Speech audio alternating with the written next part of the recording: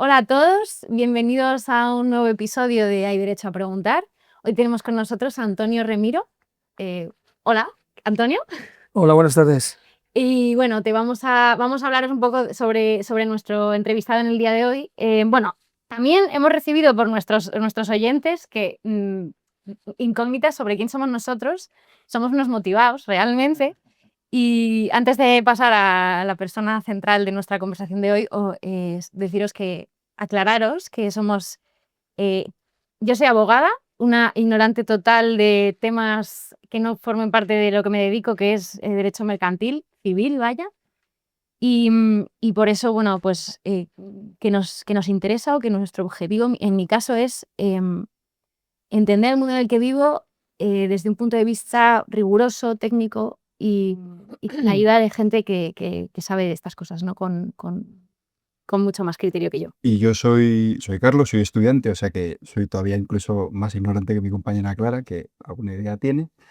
Y nada, y el objetivo, pues al final de por qué montamos esto y por qué hacemos esto es un poco lo que comentábamos con Antonio un poco antes, fuera de micros, para que la gente tenga una referencia sobre temas de actualidad desde un punto de vista, digamos, riguroso, objetivo, pero tratar también de hacerlo divulgativo, que accesible para todo el mundo y que sea un punto de referencia sobre el que apoyarse para, digamos, acomodar su visión del mundo. Sí, absolutamente.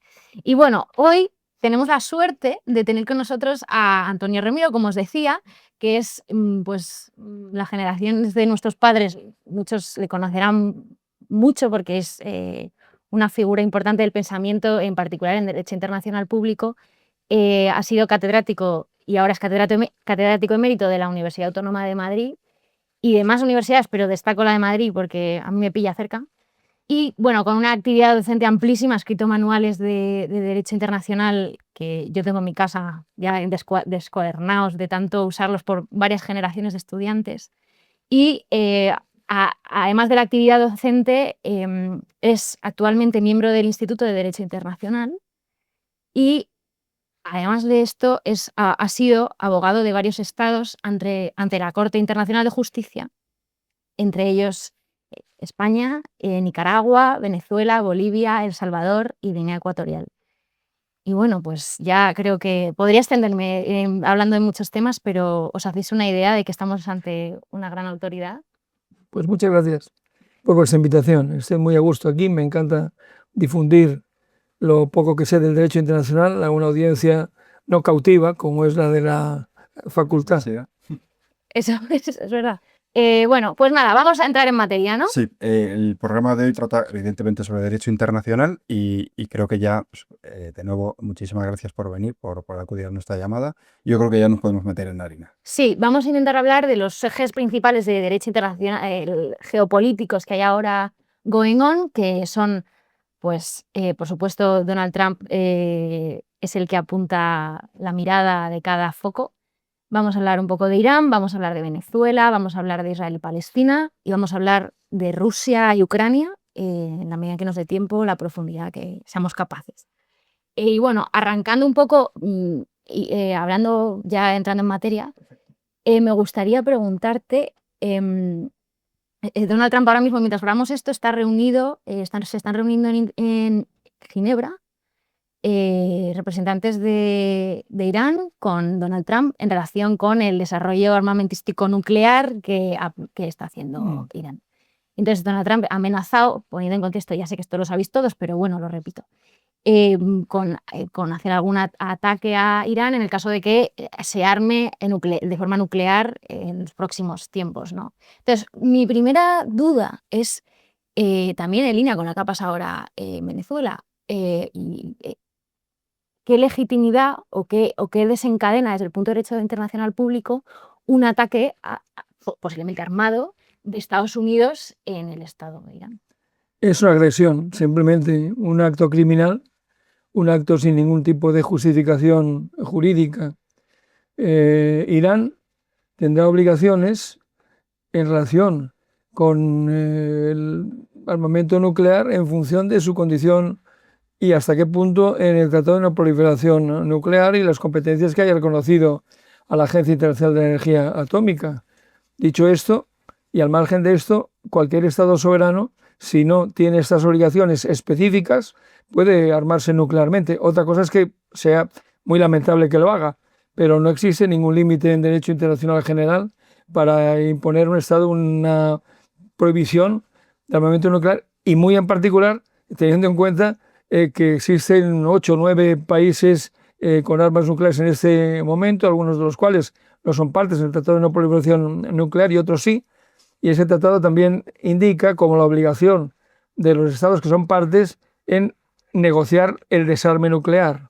Y realmente no se ha hecho nada sobre ese particular. Entonces, claro, realmente la idea de que Estados Unidos pueda atacar a Irán porque busca ser una potencia nuclear en lo militar, cosa que ella niega, y que su energía atómica está al destino de aprovechamientos puramente civiles. Pero bueno, aunque no fuera así, no tiene ninguna legitimidad para atacar Estados Unidos a ese país, simplemente por razones, digamos, de protección de su gran hijo mimado, Israel, que sí que posee armas nucleares. Sí. Realmente el armamento nuclear de Irán iría enfocado como amenaza contra Israel. Israel es a su vez una amenaza para Irán. Entonces conviene siempre tener en cuenta esta circunstancia, es decir, no caigamos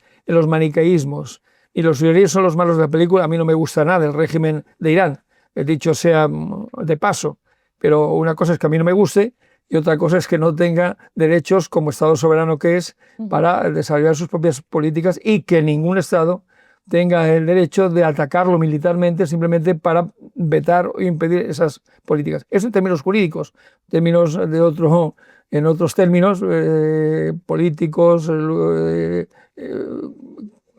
lucha por el poder, subordinación, privilegio israelí en un medio que le es hostil, eso ya es otra cuestión. Pero en derecho está muy clara cuál es la respuesta a esa pregunta que tú me haces. ¿Y qué mecanismos prevé el derecho internacional en un supuesto como este? Bueno, el derecho internacional tiene muchas limitaciones.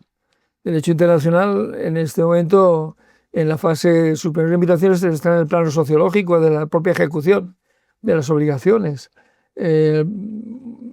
Hoy disponemos de una herramienta, las normas internacionales, que nos permiten valorar los comportamientos de los estados y otros sujetos internacionales, pero no nos permiten imponer en la práctica las opiniones que podamos expresar a ese respecto.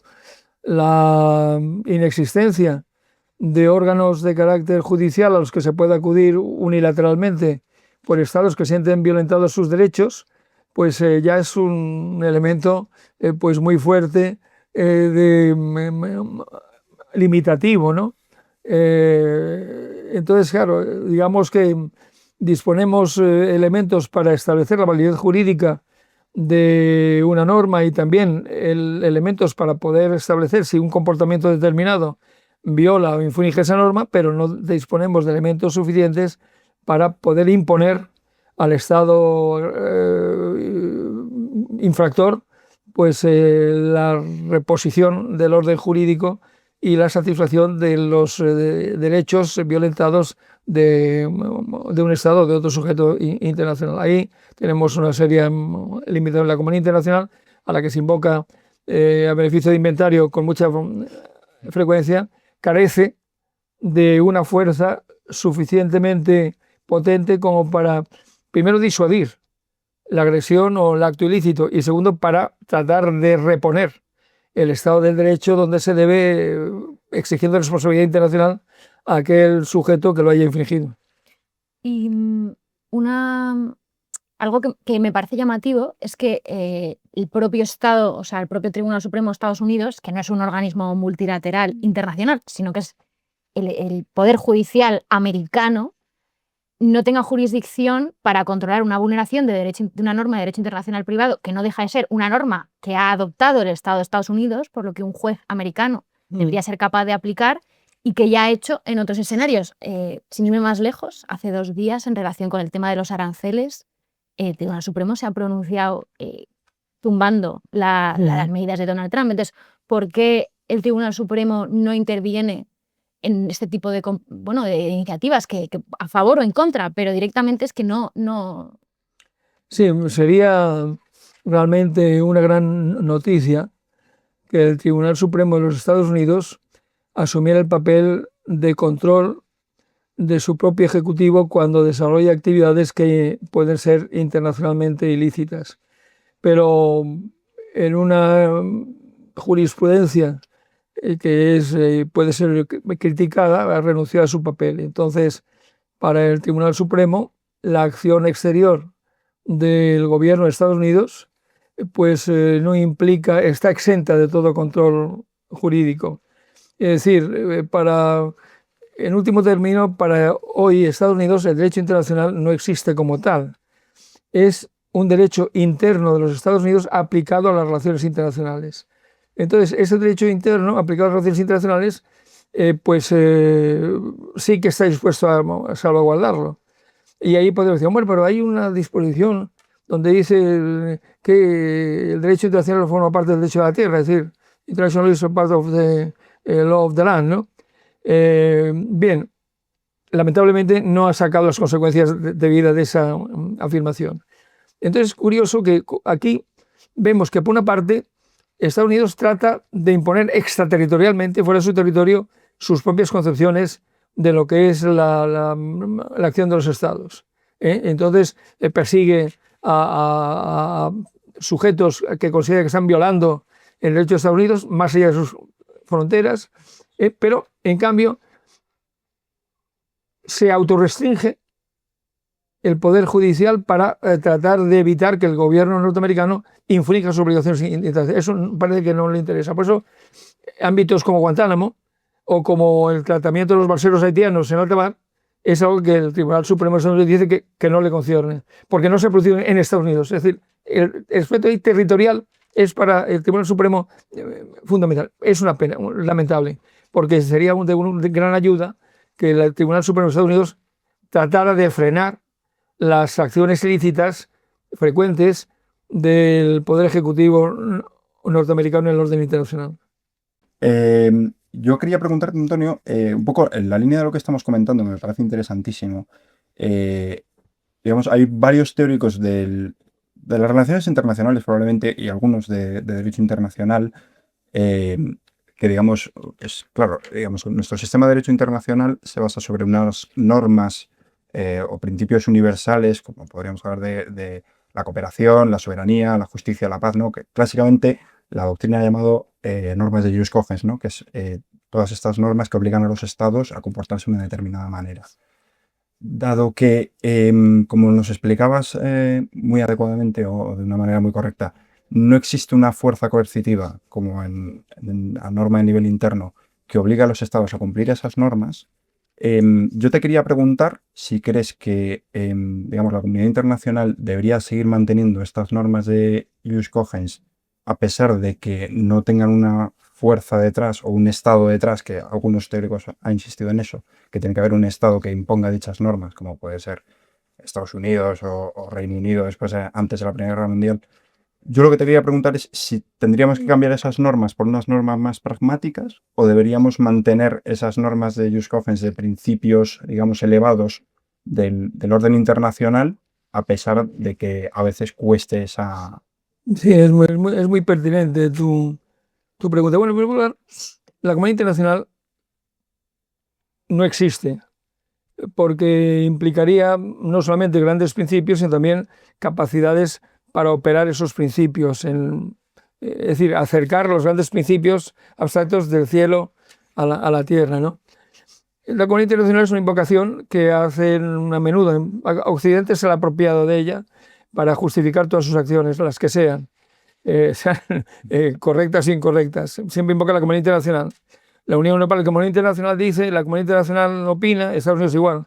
Son los grandes apóstoles de la comunidad internacional. Parece que son los sujetos designados por Dios para representarlo en la tierra. Por lo tanto, esa es la comunidad internacional. Bueno, Pero yo creo la comunidad internacional como una utopía, y la utopía, como sabemos, como tal, es inalcanzable, pero el camino hacia ella sí que es posible. Por tanto, debemos siempre caminar hacia la utopía. Nunca llegaremos a ella, pero en el camino iremos consiguiendo algunas cosas. Entonces, yo creo que los grandes principios imperativos del derecho internacional, los principios fundamentales de Jus Cogens, pues son principios que debemos mantener a toda costa. Evidentemente, a veces son interpretados de forma diametralmente opuesta. Por tanto, existe ahí una capacidad para manipularlos grande. Por ejemplo, libre determinación de los pueblos frente a no intervención de los estados, injerencia humanitaria, soberanía territorial. Es decir, podemos manejar con múltiples claves los principios, y al no existir una autoridad realmente multilateral y democrática que determine esa interpretación, pues cada uno puede manejarlos según los intereses que tenga por conveniente. El derecho, en definitiva, es una lucha y una tensión entre el poder establecido y el poder emergente, ¿no? Los más numerosos conjuntos tratan de servirse del derecho frente a ese poder establecido. Los más poderosos tratan de utilizar el derecho frente a los más numerosos. Hay que buscar una línea de compromiso. Los más numerosos van a tratar de utilizar los principios fundamentales, en definitiva, el núcleo imperativo del derecho internacional, que me parece ya irrenunciable, frente a los más poderosos. Y en ese juego está el derecho. Entonces, cuando no se alcanza ese compromiso, cuando una de las partes tiende a prevalecer, ¿qué ocurre? Pues las normas que consigue son inútiles, ineficaces, si son los más numerosos, que no tienen capacidad para, en definitiva, y si son los más poderosos, el derecho se convierte en una herramienta totalmente arbitraria al servicio del poder desnudo, ¿no? Y por tanto, esa búsqueda de ese compromiso, lo que debemos siempre buscar para identificar, para tratar de señalar un derecho que sea realizable por aquellos que tienen capacidad para ello, y también que responda y proteja a los más débiles frente a los más fuertes, ¿no? Y volviendo un poco a lo fáctico, una intervención de Estados Unidos en la cual, imaginemos, hagan en Irán o lo que ha ocurrido con Venezuela, de coger al jefe de Estado, el actual sería Khomeini, se llama, en Irán, y en Venezuela, y llevarse a Maduro para juzgarlo en territorio estadounidense. He cambiado radicalmente de tema, pero es que el tema, los principios, volveremos a ellos, me cuesta porque, bueno, me parece más difícil. Esto supone una vulneración de derecho internacional. Hombre, es una violación del derecho internacional, pero vamos, de libro, porque los jefes de Estado tienen inmunidad absoluta mientras están ejerciendo el poder. Luego, cuando lo dejan, podrán ser objeto posiblemente de alguna persecución de carácter judicial, pero mientras están ejerciendo el poder, su inmunidad es absoluta por cualquier tipo de actividad que desarrollen. Eso está perfectamente establecido. Claro, lo que hace Estados Unidos es negarle la condición de jefe de Estado, pero claro, es una forma de actuar, digamos, no me gusta esto, lo cambio, como si fueran los hermanos Marx, ¿verdad? Es decir, eso no el ilícito es claro. Y de hecho, lo que ocurre es que una vez que está en Estados Unidos, pues Estados Unidos aplica la doctrina que se llama, perdona por el latinajo, male captus bene detentus. Es decir, no me importa cómo lo he capturado, sea lícito o ilícito, pero ahora está aquí.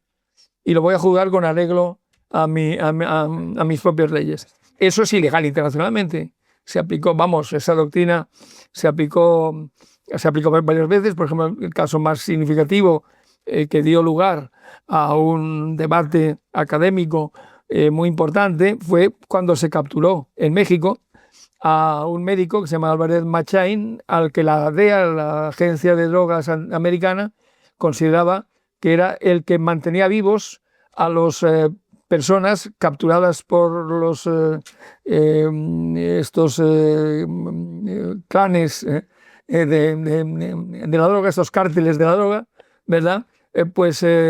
Para que no se les murieran mientras los torturaban. Esa es la acusación que se hacía a Albert Machain, y entonces los agentes de la DEA, en combinación con agentes mexicanos debidamente untados, pues metieron a este tío en un maletero, lo llevaron a Estados Unidos, lo presentaron allí al juez y dijo, male captus, sí, porque no se puede actuar por la fuerza en un país extranjero para prender a una persona y llevarla a otro territorio. Pero bene detentus, porque ya lo tengo aquí. ¿Y tú cómo valoras esta No, la ironía de todo este asunto es que al final del día, los tribunales americanos decidieron que no podían condenar a Albert Machain por falta de pruebas. Esa es la ironía final, ¿no? O sea que, en definitiva, cuando se incumplen las leyes porque tú quieres desarrollar una política a tu aire, pues tienes estos resultados finales, ¿no? Yo te quería preguntar un poco, ¿cómo crees que esta nueva política de Estados Unidos, que parece que está como resucitando a Monroe, ¿no? Como quien dice, puede afectar a sus relaciones con sus aliados? Sobre todo pues, pensando en Europa, pensando en pues, el caso de Dinamarca, del que hablaremos con Groenlandia inmediatamente, ¿no?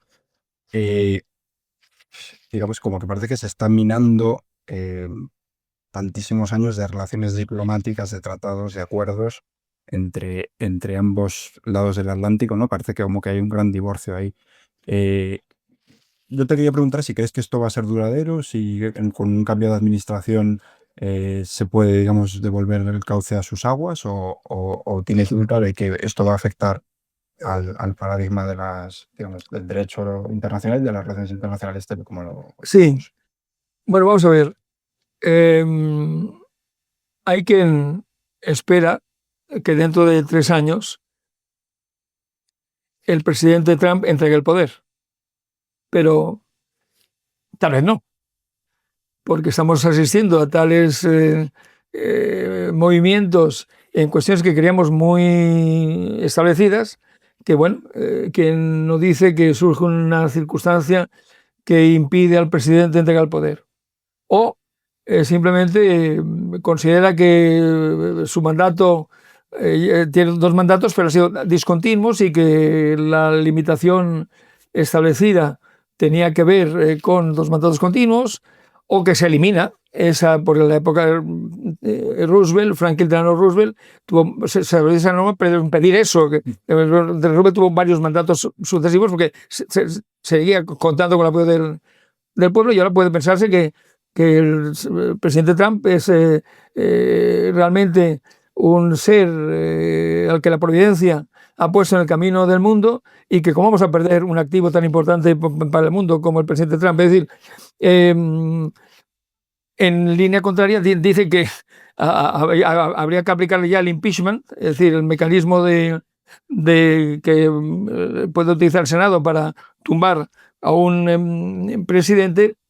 Hay, según el gusto de cada cual, uno gustaría que le aplicaran el impeachment y otros desearían que Trump, por los siglos de los siglos, porque a lo mejor es inmortal incluso, es una cosa que no hay que descartar, pues persiste. Bueno, dicho esto, Europa ha perdido 50 años para organizarse como un auténtico protagonista de las relaciones internacionales. Ha ido siempre al rebufo de Estados Unidos, creyendo que Estados Unidos, bueno, le iba a sacar las castañas del fuego en último término, y que por lo tanto podía dedicarse a buscar su propio bienestar. Y en eso, pues, incurrió en un defecto que ahora puede lastimarse y que no se puede resolver de la noche a la mañana, haciendo crecer de una forma exagerada el presupuesto militar en detrimento del gasto social. En ese sentido, yo creo que lo que debía haber, o sea, el problema de Europa es que se encuentra con que las balas vienen de detrás, vienen de tu retaguardia. Es decir, que ahora te tienes que cuidar es de Estados Unidos. Pues que ocuparía de grado por la fuerza Groenlandia, si desea buscar una posición más preeminente en el canal de Panamá y a echar los chinos. Si incluso habla de Canadá como un posible estado de la Unión, es decir, todas esas iniciativas, bueno, quedarán en agua de borrajas, pero están ahí. Entonces, hace que los países europeos digan, bueno, en este momento yo diría que el dirigente político de grandes potencias más fiable y más serio es el chino. Es el hombre más mesurado, va a lo suyo, evidentemente, pero es más perceptible y más previsible su política, ¿no? Es decir, entonces yo creo que Europa debería volver al año 89 en cuanto a su actitud. Es decir, en el año 89 acaba la Guerra Fría, la OSCE, la Organización de Seguridad y Cooperación Europea, se pone en marcha y ahí se debió fraguar un sistema de seguridad colectiva incluyendo a Rusia.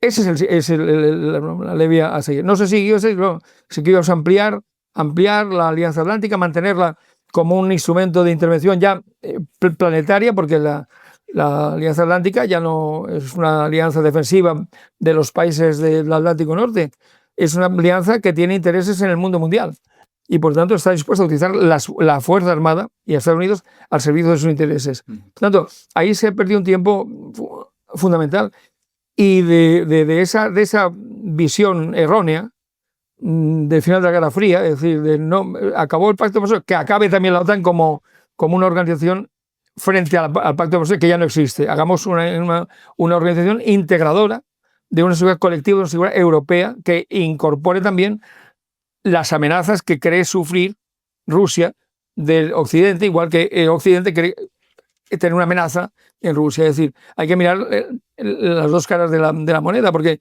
aquí estamos siempre pensando que los demás son una amenaza para nosotros sin aceptar que los otros pueden pensar que la amenaza somos nosotros frente a ellos. Es decir, es un camino de ida y vuelta, ¿no? Ujú. Al hilo de lo que acabas de mencionar, hablando sobre la alianza, el Atlántico Norte y también entrando un poco en Europa, un tema que ha sido bastante, que se ha hablado mucho en las últimas semanas, bueno, ahora está un poco más callado, pero bueno, es Groenlandia. Y es el interés económico que tiene, o no sé de qué tipo, Donald Trump. Inicialmente, como has dicho, como la impresión que daba era que iba a entrar ahí, como dices tú, por grado o por fuerza, o sea, por las buenas o a las bravas. Sí. No sé yo si la cosa de la fuerza, eso se mantiene, pero imaginándolo también un poco para estudiar un escenario plausible, una invasión de un estado de la OTAN en un territorio que también forma parte de la OTAN, se produce un supuesto de OTAN contra OTAN, ¿no? Sí, sí. Eso, ¿qué pasaría? O sea, pues esa es la gran paradoja de todo este asunto. Es decir, que al final la hipótesis de ataque armado no procede del exterior, sino que es un proceso del interior. El líder de la alianza ataca a un miembro de la alianza. Bueno, evidentemente el objetivo fundamental es los recursos enormes que contiene ese territorio de más de 2 millones de kilómetros cuadrados con solo 60.000 habitantes. Es decir, esa es la cuestión. Yo creo que lo que debería hacer, si yo estuviera en lugar de la piel de los intereses norteamericanos, sería, primero, impulsar el proceso de libre determinación de los groenlandeses. Tienen un derecho reconocido por la Constitución de Dinamarca. Y la idea de que finalmente sean independientes en un largo plazo, puesto que de momento 2 partes del presupuesto que yo sé, del presupuesto de Groenlandia lo financia Dinamarca, ¿verdad? Bueno, y luego, sobre la base de una Groenlandia independiente, hacer buenos negocios con Estados Unidos.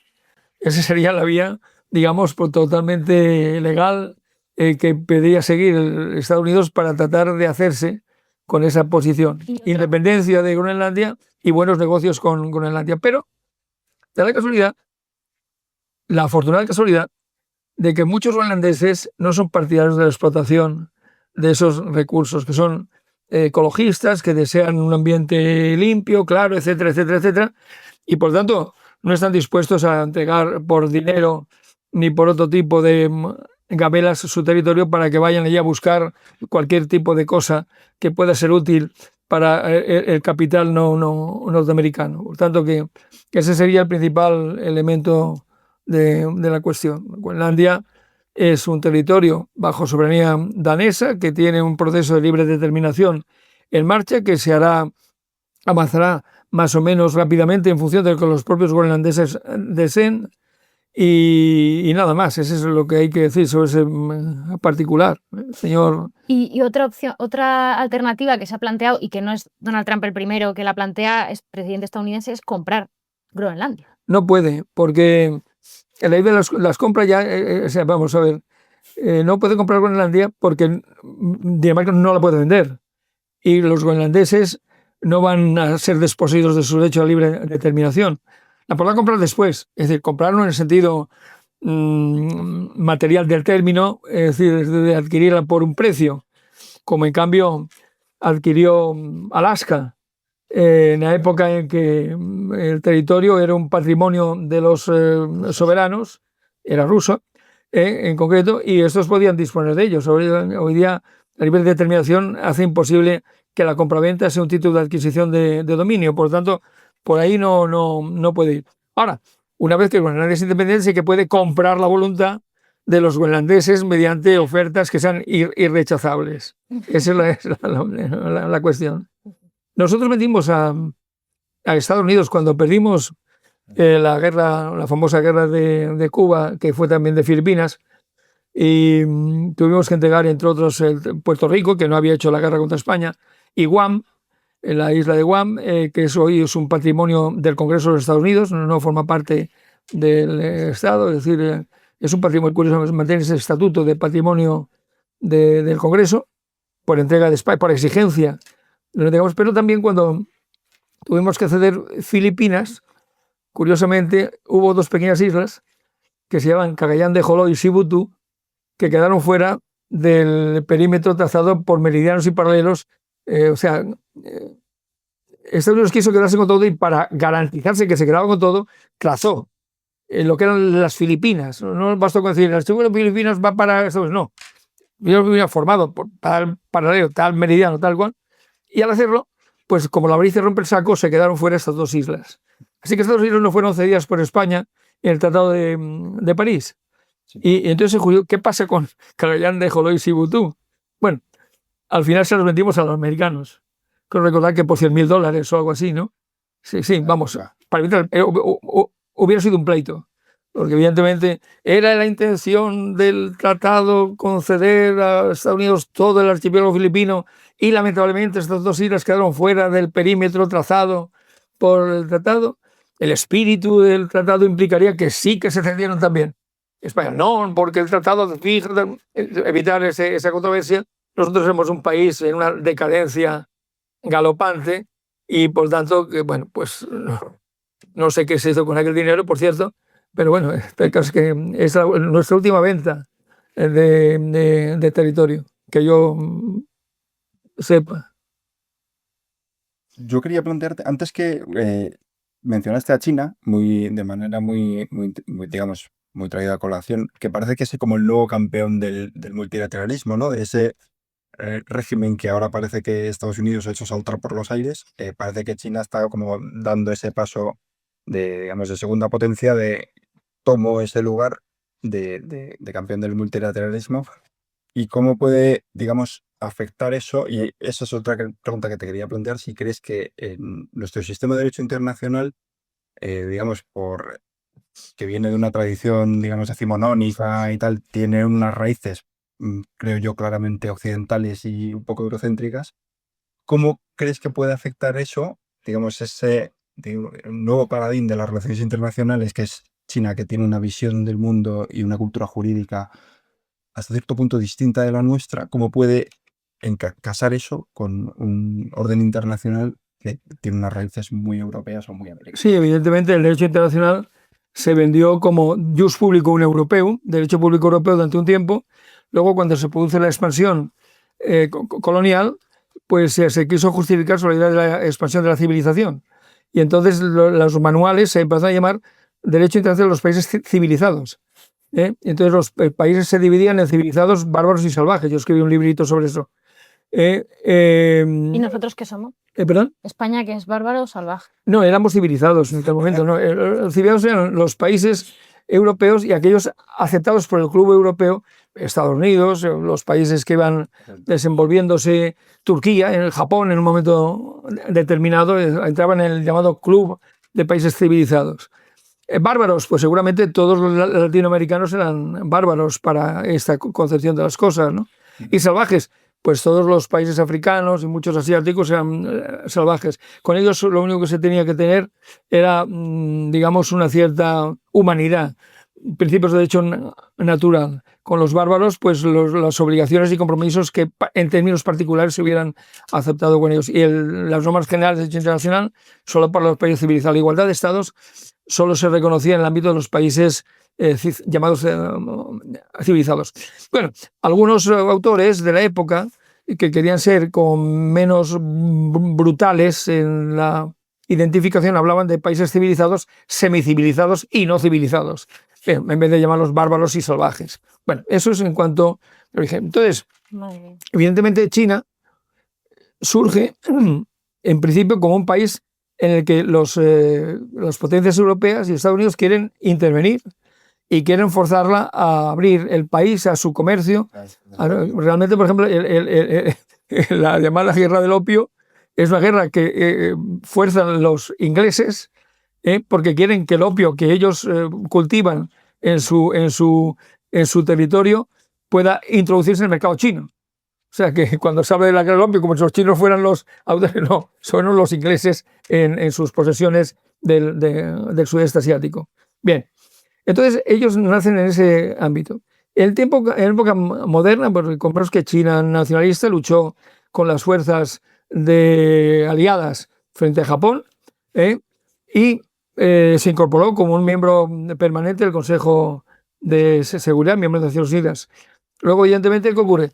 Los nacionalistas pierden el poder, tienen que trasladarse a lo que es hoy Taiwán, y los comunistas entran en Pekín, y durante muchos años la representación de China en Naciones Unidas es la de Taiwán.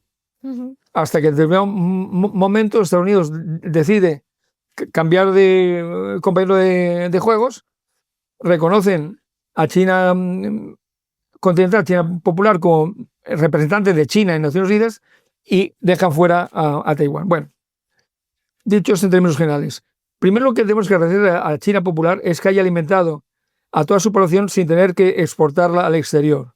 Hay minorías chinas en todas partes, pero dedicándose a un noble negocio en el que todos hemos ido como clientes en alguna ocasión, ¿no? ¿Verdad? Los bazares chinos. Pero alimentó a esa población. Número 2. Creció haciendo irreal la idea de que después del desarrollo económico vendría la democratización. No. En China ha habido gran desarrollo económico, manteniéndose el Partido Comunista Chino como el auténtico ejerciente del poder. Luego, la idea de que luego China ha demostrado que no es así. 3. China mantiene evidentemente un intento expansivo, primero sobre Taiwán y segundo sobre las islas del llamado Mar del Sur de China. Ahí no va a hacer ninguna concesión. Si Taiwán en un momento quiere declarar la independencia, la invadirá, si es necesario. Y no están incumpliendo el derecho internacional. ¿Por qué? Porque China nunca ha reconocido a Taiwán como un Estado. Y por lo tanto, a diferencia, por ejemplo, cuando Irak invadió Kuwait, fue una agresión. ¿Por qué? Porque Irak había reconocido a Kuwait. Inicialmente había sido la 13ª provincia de Irak, pero reconoció a Kuwait. El día que la reconoció, perdió su derecho a intervenir contra una fuerza separatista. Entonces, Perdón, ¿Rusia ha reconocido a Ucrania? Sí, lo suyo es una agresión, sin ninguna duda. Entonces, como digo, Taiwán, mientras en Taiwán mandaban los nacionalistas chinos expulsados de Pekín, que querían volver a Pekín, la cuestión no planteaba ningún problema de estas características. Cuando en Taiwán ha empezado a crecer movimientos políticos separatistas, independentistas, entonces China eso lo considera como un intento de secesión. y en defensa de su integridad territorial. Bueno, no creo que vaya a invadirlas de un día para otro, hay muchos intereses ya cruzados económicos, pero siempre la verdad, no podremos acusar a China de agresión porque Taiwán no es reconocido por China nunca como un Estado, un sujeto independiente. Esa es la diferencia del reconocimiento, la importancia del reconocimiento, ¿entiendes? Por tanto, es eso. Y en cuanto al tema de las islas del Mar del Sur de la China, la cosa es más problemática porque aunque el mar se llama del sur de la China, pero hay pequeños archipiélagos ahí que están reivindicados por Filipinas, por Malasia, por Vietnam, es decir, ahora, potencia preponderante es China y ahí, aunque su derecho no sea posiblemente el más firme en todos los casos, pero ya va a ejercerlo a como de lugar. Esos son los ámbitos. Y más allá de eso, pues evidentemente China trata de desarrollar un comercio internacional muy fuerte, haciéndose con posiciones importantes en Asia, en África, en América Latina. En estas últimas es cuando Estados Unidos quiere sacarla del tablero y creando esos canales, la ruta de la seda, haciéndose con puertos estratégicos en distintos lugares para desarrollar un proceso de importación y exportación importante, ¿no? Todo eso defendiendo el multilateralismo, el derecho internacional, la cooperación entre estados, etcétera, etcétera, etcétera. Por tanto, en ese sentido, me decía que esa posición seguramente es el centro más constructiva de todas las que hay, porque es el único que aparentemente no es agresor de nadie en este momento. El siguiente bloque que queríamos tratar es hablar sobre la guerra Israel-Palestina, bueno, ahora como sea que se deba llamar. Hemos estado revisando tus publicaciones y en una relativamente reciente tú consideras que hay argumentos académicos para definir la actuación que ha tenido Israel sobre Palestina en Gaza como un genocidio. Sí. Y bueno, viendo que esta palabra se ha utilizado tanto y es un tema que genera mucha disputa, me gustaría saber tu opinión, que seguro que es profundamente meditada, para valorar esta situación de este modo. Sí. Y Antonio, si puedes antes, para los oyentes que, digamos, no manejan muy bien el concepto de lo que es un genocidio, si puedes dar primero una definición conceptual y luego entrar en la harina. Perfecto. Bien, lo primero que quiero señalar es que el genocidio es el más grave crimen internacional existente y el primero sobre el que se establece una convención para su prevención y represión, que es del año 48, y que tiene de inmediato la experiencia del Holocausto, en el que millones de judíos perecieron. Pero, digamos, lamentablemente, el genocidio es una figura que no ha desaparecido de la práctica, ni te puede decir que solamente puede afectar a los judíos, una experiencia histórica. Ha sido la experiencia más traumática, más escandalosa de todas las que hemos vivido, pero no lamentablemente la única. Vemos los armenios en el Imperio Turco, y por tanto, eso con fechas recientes, ¿no? Ahora, el genocidio, en definitiva, ¿qué es? Muchos de los actos que determinan lo que es un genocidio son idénticos a los que son un crimen contra la humanidad. Matanzas, ataques a la integridad física y psíquica de una población, impedir que haga ya nacimientos en una determinada comunidad. Todo esto puede ser crimen, pero ¿cuándo es genocidio? Cuando existe la intención de acabar con una población por razones étnicas, religiosas, raciales, en un determinado territorio. Cuando el genocidio no implica, por ejemplo, eliminar a todos los palestinos, pero sí, por ejemplo, a los palestinos de Gaza. Eso puede ser un genocidio. Es la intención, el dolo, ahí, la intención de eliminar, que es a veces lo más difícil de probar. Ahora, en primer lugar, quiero señalar que jamás es genocida. También, ojo, partamos de esa base. porque todo movimiento político que tiene como propósito exterminar o expulsar de un territorio a una determinada población por su raza, su religión, su etnia, es genocida. Y jamás en su ideario, en su programa, está acabar con Israel. Bien. Por tanto, eso quede perfectamente establecido. Claro. Dicho esto, no se puede contestar al genocidio con otro genocidio. No se puede pretender proteger al pueblo de Israel eliminando a los palestinos en Gaza o en cualquier otro, en Cisjordania o en cualquier otro, o en Jerusalén o oriental.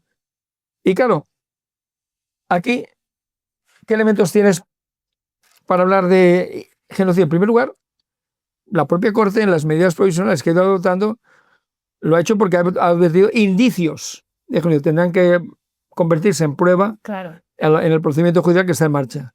Pero ya hay indicios. En el plano, digamos, académico, no tenemos que esperar 3 o 4 años a que haya una sentencia. Simplemente la autoridad académica, moral, de quien hace una afirmación, los hechos en los que se basa y la fuerza de su argumentación deberían bastar a tal efecto. Evidentemente, la sentencia vendrá a culminar eso o no, claro, porque a lo mejor la prueba se considera insuficiente por la Corte y dice, bueno, ha habido crímenes de guerra, ha habido crímenes contra la humanidad, que yo no puedo juzgar, porque la Corte no puede pronunciarse sobre esos crímenes, porque no hay consentimiento, o sea, porque esta es una cosa que a lo mejor los no iniciados en... Cuéntalo. Claro, sí, explícalo porque... La Corte Internacional de Justicia, ante la que está sometido el caso por África del Sur, lo ha hecho en base, o con base, en la Convención de Genocidio 1948, porque hay una cláusula allí que dice que la Corte dirimirá las diferencias entre las partes en el convenio, en la Convención, que tenga que ver con la interpretación y aplicación del mismo. Y con esa base, África del Sur, que es parte en la Convención, y Israel, que también lo es, pues ha presentado una demanda, que por cierto en este momento ya hay como 13 o 14 peticiones de intervención en la misma, entre ellas la de España, la de Irlanda y la de Bélgica, por lo que hacen los países europeos, de la Unión Europea. Bueno, entonces, ahí se basa en ese artículo. Y Israel no ha opuesto una excepción basada en que ese artículo no es aplicable. Israel puso otras excepciones basadas en que no había elementos técnicos de que en el momento en que África del Sur demanda no había aún una diferencia establecida sobre ese punto y no se había tratado de resolver por vía diplomática, pero nunca ha objetado que el artículo que establece el compromiso de acudir a la Corte le obliga. Bien, pero claro, es convención de genocidio.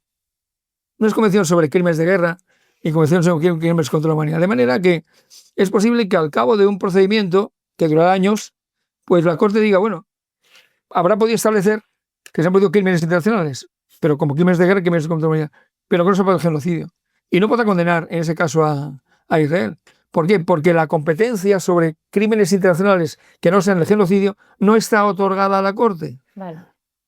Queda claro. En cambio, sin embargo, Nicaragua ha podido demandar a Alemania con base en la complicidad de Alemania con Israel por genocidio, pero también por crímenes de guerra y crímenes contra la humanidad. Porque sí forman parte de las otras comunidades. Porque ambos tienen reconocida la competencia de la Corte en virtud del artículo 36.2 del Estatuto, que es una cláusula que llamamos opcional, que permite a un Estado demandar a otro con base si el otro Estado también ha reconocido esa competencia. Entonces, como Alemania y Nicaragua la han reconocido, pues aplica crímenes internacionales y crímenes contra la humanidad de Israel.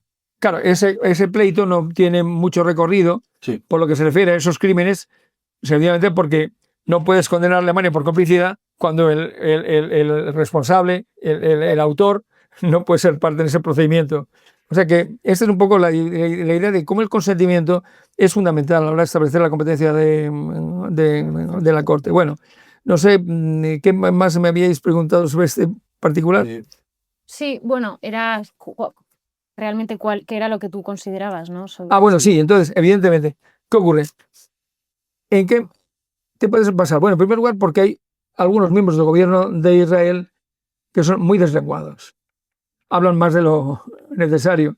Y cuando te dicen que van a tirar al mar a los palestinos, cosas de ese tipo, pues obviamente ahí parece ser que su intención no es precisamente la de salvaguardar y proteger, como es su obligación. Como Estado ocupante del territorio tiene que proteger a la población civil. Bueno, y en segundo lugar, porque los hechos en sí mismos, bloquear la ayuda humanitaria, bombardear poblaciones donde hay civiles, la infraestructura, acabar con la infraestructura que permite vivir en ese país, eso, vamos, son elementos clarísimos que tú tratas de expulsar a esa población, o se va por las buenas o la liquidas, o se va por las malas. Es decir, que hay indicios clarísimos. Si la Corte ha visto indicios, pues tú también los puedes ver y con base en esos indicios, pues digo, oiga, esto es un genocidio en marcha. Esa es la idea fundamental, ¿no? Pero bueno, tenemos también el caso de Gambia contra Myanmar, por la actuación tenemos un caso muy curioso planteado por Ucrania contra Rusia, en el que lo que trata es de demostrar que la acusación rusa de que Ucrania era genocida no tiene fundamento, o sea, la prueba a la inversa, ¿no? Sobre los territorios del Donbass. Tenemos casos como ha habido pasar de Bosnia y Herzegovina con Serbia y de Croacia con Serbia, es decir, que han acabado prácticamente en muy poca cosa. O sea, que ha habido ya... Balcanes del 90, por la guerra de los Balcanes. Sí. Claro. La desintegración de Yugoslavia. Y una cosa que han estado diciendo, que bueno, o el argumento que esgrime Israel es que lo que hace Hamás es colocar sus centros operativos debajo de lugares donde está la población civil, hospitales o centros. Y eso realmente lo que está ocurriendo, de acuerdo a lo que dice Israel, es que Hamás se protege utilizando a la población civil como escudo. Si esto fuera cierto, que no lo sabemos o no lo podemos probar nosotros aquí ahora hablando, ¿de quién sería la responsabilidad de las muertes de todos estos civiles? ¿Del atacante o del que utiliza a la población como escudo? Bueno, no justificaría en todo caso la acción de Israel, pero también yo quisiera recordar que también por lo visto Israel ha utilizado a palestinos como escudos humanos buscándolos de Hamás. O sea que realmente digamos que no es que su comportamiento haya sido en ese aspecto específico de la cuestión modélico, ¿no? Además, eso hay que probarlo, ¿no? Claro. También es cierto que Hamás ha contado en Gaza con un apoyo amplio de la población, aparentemente. De hecho, en las únicas elecciones que hubo hace muchos años, pues ganó Hamás a lo que es el grupo que encarna la Autoridad Nacional Palestina en Cisjordania, ¿no? O sea que, y Hamás, además de ser una organización, o sea, aparte de una organización que predica una acción terrorista y genocida, también es una organización de carácter social y asistencial.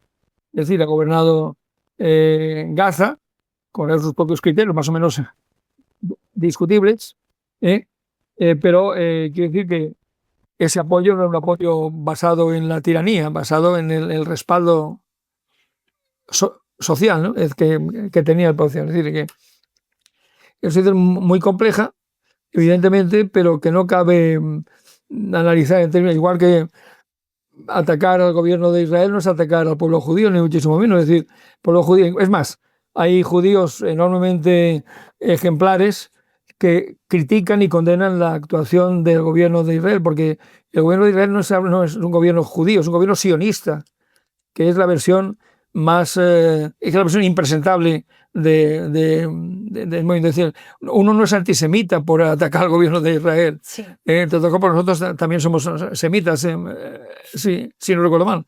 Es antisionista, que es la versión imperialista, la versión expansiva, la versión que trata de eliminar cualquier traza que no sea judía en los territorios hoy palestinos, ¿no? ¿Cómo, por hilar un poco con lo que hemos estado conversando antes sobre el tema de la inmunidad de los jefes de Estado, cómo afectaría la responsabilidad penal? Por ejemplo, la Corte Penal Internacional emitió una orden de captura contra Netanyahu, si no recuerdo mal, por todas estas cuestiones que estábamos comentando ahora mismo. ¿Cómo se relaciona eso con la idea antes que mencionábamos de Nicolás Maduro, con la captura esta ilegal de Estados Unidos contra el presidente de Venezuela? ¿Cómo se hila fino en esos, digamos, por qué un caso sí y en el otro no? Pues será porque no hay un elemento probatorio suficiente en la Corte Penal, porque la Corte Penal en el momento tiene órdenes de arresto contra Netanyahu y su antiguo ministro de Defensa, Galán, porque habrá encontrado elementos indiciarios suficientes para emitir las órdenes de arresto. Netanyahu sigue paseándose por el mundo como le da la gana.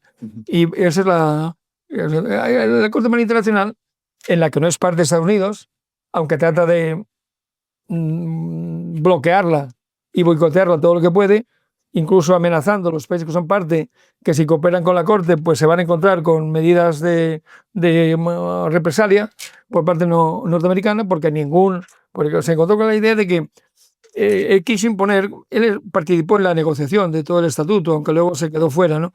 Él quiso tratar de imponer la idea de que solamente podían ser perseguidos en virtud de un doble vínculo, ¿no?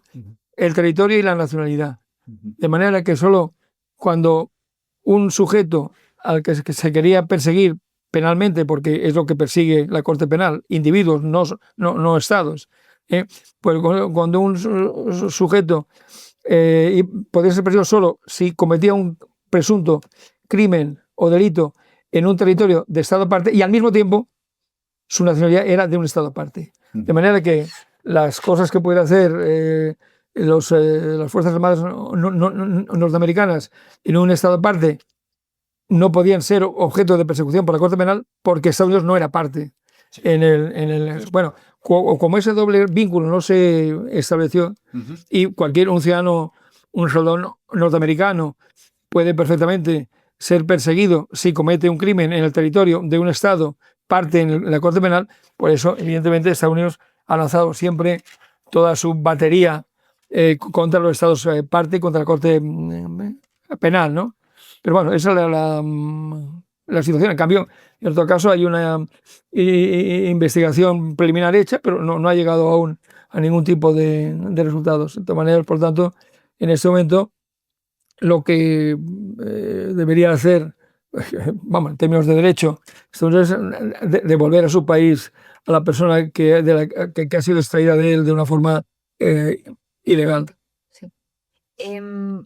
Yo voy a pasar a hacer mi última pregunta. Fenomenal, me parece que ya con esto cerramos. Porque me encantaría seguir hablando de esto todo el día. Pero bueno, tengo que volver a trabajar.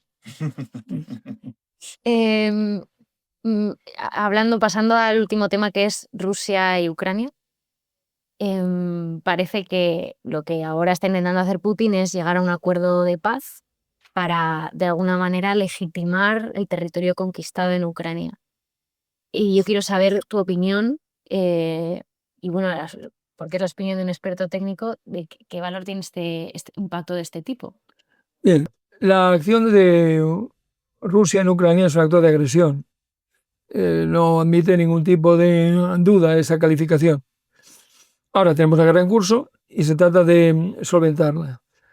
Rusia ocupa una parte del Donbass, quiere algo más, quiere toda la parte oriental de Ucrania bajo su control, también controla Crimea desde el 2014. Pero claro, por tanto, si el asunto lo analizamos en un contexto histórico más amplio, la cosa empieza a plantear ciertas dudas. Primero, porque Crimea fue ruso hasta 1956, más o menos, en el que un secretario del Partido Comunista de la Unión Soviética, que era Nikita Khrushchev, que era ucraniano, lo pasó al control de Ucrania. En aquel momento esto no fue mayormente importante porque el Partido Comunista controlaba toda la Unión Soviética, por tanto era más bien una decisión que tenía relevancia administrativa. Posteriormente, ya con los países independizados, en el año 91, Rusia reconoce a Ucrania en su integridad territorial y por tanto reconoce que Crimea es ucraniana. Pero la política de ucranización al galope de Crimea, cuya población es fundamentalmente rusófona y rusófila, tuvo evidentemente una reacción local importante que Moscú además estimuló. Entonces, estos se declararon en rebeldía frente al poder central en Kiev y declararon la independencia de Crimea, y lo mismo ocurrió en las dos provincias separatistas del Donbass. ¿Y qué hizo Rusia? Bueno, ¿qué hicieron? Pedir de inmediato la incorporación a la Federación Rusa. Y en 48 horas Rusia las aceptó, y a partir de ese momento Crimea y esas otras provincias se convirtieron en parte de la Federación Rusa, cuyo territorio no es susceptible de partición o de división. Por lo tanto, Rusia convierte Crimea y los otros territorios como parte de sí misma, y por tanto cualquier acción militar que ahí desarrolle Ucrania para ellos es ilegal. Bueno, esta circunstancia hace que Crimea, en mi opinión, es irreversiblemente rusa, eso no lo va a tocar nunca nadie, pero en las provincias del este de Ucrania, al margen de Crimea, se podría pensar posiblemente en un statu quo que tú te quedas de momento con lo que tienes, no lo reconozco de jure, pero de facto hacemos aquí una línea de armisticio, pues como la que hay entre Corea del Norte y Corea del Sur, como la que hubo en su día entre las dos Alemanias, y ya veremos al cabo de los años o de los siglos cómo se resuelve esta cuestión. Es decir, Ucrania nunca va a reconocer que esos territorios son rusos, pero sí va a aceptarlo de facto para lograr la paz. En ese términos está la... Y, por otra parte, esa Ucrania que queda a salvo de ese cambio que por demás no haría sido confirmar el statu quo, pues se acerca a la Unión Europea, forma parte en su caso de la misma, en fin, recibe las garantías propias del Tratado de la Unión Europea, en fin. Esa es un poco la línea de arreglo que se puede dar. Pero quiero decirte que yo creo que la política de ucranización al galope y temeraria de las fuerzas de Kiev, que en un momento dado fueron implantadas con apoyo de Estados Unidos, porque hay que reconocer también que Estados Unidos, que ha apoyado mucho a Ucrania hasta hace un año y pico, pues fue el que instigó a que los gobernantes ucranianos favorables al entendimiento con Rusia fueran sustituidos por otros enemigos del entendimiento con Rusia. O sea que ese tipo, y también a Rusia se le frustró, por ejemplo, la idea de que la Alianza Atlántica no llegara hasta las mismas fronteras de Rusia. Es decir, la idea de que pudiera haber una asociación para la paz, un sistema de seguridad colectiva que incluyera a Rusia. Es decir, todo eso, la codicia, la ambición de la Alianza Atlántica hizo que, creyendo que Rusia era un país débil, aprovechando la época de los años de Yeltsin, quisieran ir hasta el extremo. Llegó un tipo como Putin, entiende que en un sentido de imperio de los zares, es decir, dijo, no, hasta aquí hemos llegado. Y entonces empezó a utilizar la misma beligerancia, el mismo juego de poder que sus adversarios. O sea, que esa es un poco como yo veo la cuestión de este momento, agresión clarísima, pero si lo contextualizas, entiendes un poco por qué se producen las causas y efectos de la situación. Sí, sí. Muy bien. Yo no tengo... ¿Qué? Te iba a decir, ¿quieres añadir algo? Nos hemos quedado No, o sea que patidifusos. La verdad es que hemos tratado muchísimos temas a lo largo de esta entrevista, que ha sido para mí personalmente muy formativa. Creo que será muy formativa también para los oyentes. Y por mi parte no tengo más cuestiones. O sea, por resumir el tema de Ucrania y Rusia, agresión ilegal, evidentemente, por ese reconocimiento previo. Pero el tiempo dirá, ¿no? Como contextualización atenuante. Necesaria. Vale. Bueno, lo que no hemos hablado de Naciones Unidas, la damos por extinta prácticamente. O sea, ¿Qué opinas tú? ¿Qué opinas de...? Naciones Unidas ha hecho una gran tarea en el pasado, no en el mantenimiento de la paz. Los grandes problemas en que estaban involucradas las grandes potencias han quedado al margen de Naciones Unidas. El Consejo de Seguridad ha sido en ese sentido un fracaso. Solamente ha podido operar en casos en que las grandes potencias no estuvieran implicadas. Pero en cambio ha sido un factor importante en la descolonización. Naciones Unidas tuvo 51 miembros originarios, hoy tiene 193. La mayoría proceden de la descolonización. ha sido un ámbito, un foro en el que todos los países grandes y pequeños en la Asamblea General han dispuesto de un voto igual. Han podido ahí establecer relaciones que a lo mejor no tienen a nivel bilateral, por los fondos no llegan a todo. Ha podido desarrollar a través de organismos de la propia ONU o de organismos especializados una tarea de asistencial importante y de cooperación. Ha facilitado la codificación y el desarrollo progresivo del derecho internacional. O sea, que ha hecho una serie de cuestiones que no podemos decir en Naciones Unidas ha sido un desastre. No, Naciones Unidas ha hecho cosas muy útiles, ¿no? Y hay que reinventarla. Evidentemente, ¿qué ocurre? Pues la historia hasta ahora ha demostrado que para que haya una organización de esas características, o hay una guerra mundial o no hay forma. Sí. Porque los estados son tan obtusos en sus planteamientos que son incapaces de ponerse de acuerdo en reconocer los nuevos equilibrios de poder sin ir a la guerra. La Primera Guerra Mundial produjo Sociedad de Naciones, la Segunda Guerra Mundial, Naciones Unidas. Es que tenemos que caer en una nueva guerra mundial para que surja cualquier otra cosa, donde los vencedores dictarán la organización y con el tiempo irán asumiendo a los vencidos, que es lo que pasó en Alemania, Italia, Japón. Acabaron siendo miembros importantes de Naciones Unidas al cabo de 10 o 12 años. Esa es la situación. Es importante recrear Naciones Unidas o algo que se llame así. Desde luego, lo que ha creado este señor Trump con el Consejo de Paz es una aberración, es algo totalmente inaceptable, es una cosa que debe ser censurada, criticada, y me parece lamentable que un comisario de la Unión Europea haya asistido como observador a ese cambalache, y me parece muy bien los países que han rechazado, como España, asistir a ese tipo de acción, que es una especie de ataque a la propia línea de flotación de esa embarcación en vías de naufragio que son las Naciones Unidas. ¿Y crees que las Naciones Unidas bis que estamos creando ahora, qué debería dejar atrás de la actual? No, bueno, evidentemente hay tres bases: Estado de Derecho, multilateralismo y solidaridad. Tiene que ser una organización inclusiva, una organización basada en normas y una organización que busque la solidaridad y, por lo tanto, la satisfacción de los intereses fundamentales de la humanidad. Ese personaje también del que a veces se habla y que se respeta poco. Es decir, el derecho a la vida, el derecho a la salud, el derecho a la alimentación, concierne a todos los individuos de este planeta. A los pueblos concierne también proteger su identidad y su cultura. A los estados siguen siendo los sujetos primarios y fundamentales del orden internacional.